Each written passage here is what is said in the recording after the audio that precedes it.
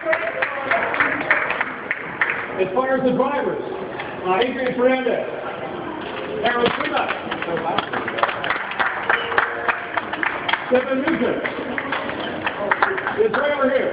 Stephen is the guy with the driver sitting out in the helmet, and when you have an opportunity, if you want to have a picture, maybe something worthy of framing when you get home, well, he's going to have a driver sit on. Is he in the car?